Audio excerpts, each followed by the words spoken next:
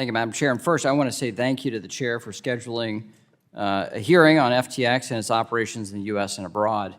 We've coordinated between the minority party and the majority party to get this hearing on the books, and I look forward to working together to ensure that the answers that customers, market participants, and the public deserve are actually answered. There is no sugarcoating it. The FTX collapse has been a dumpster fire. FTX users have been left out to dry. The digital asset ecosystem is in limbo. And add to the mix a Securities and Exchange Commission chair who's more interested in chasing headlines than bad actors. And we're just starting to learn about the breadth and scope of what happened. We'll explore all of this at the upcoming hearing in December, but let me make this clear. Congress must develop a clear regulatory framework for the digital asset ecosystem, specifically trading platforms. That is the best way to protect American consumers from phonies posing as prodigies. Turning to today's hearing, I want to thank our witnesses for being here. It's been almost 18 months since the four of you or your predecessors or anyone in your position have been before this committee. It's taken almost a year for someone to be confirmed as Vice Chair of Supervision. Congratulations to you, Mr. Barr, on your confirmation. One of you is still in an acting role with no nominee in sight, and another one of you is just renominated after serving on an expired term for nearly 4 years. That doesn't inspire a lot of confidence.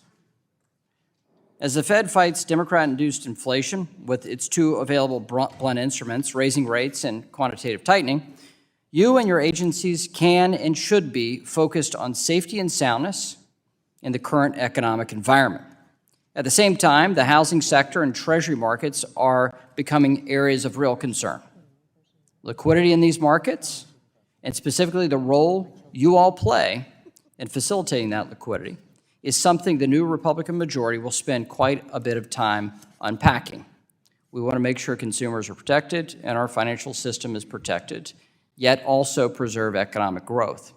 What worries me most is that instead of lessening the pain our constituents are feeling right now, you all are making the situation worse. Here are just a few examples. First, Vice Chair Barr, over the last 2 years, our nation's banks have gone through a real-life stress test, and they proved their resiliency. Yet, you've suggested the capital framework should be revisited and revised in such a way that would harm banks' ability to promote economic growth and serve customers. Second, each of you has proposed changes to the Bank Merger Act, and this has had a chilling effect on the industry. That means less innovation and less competition in the marketplace.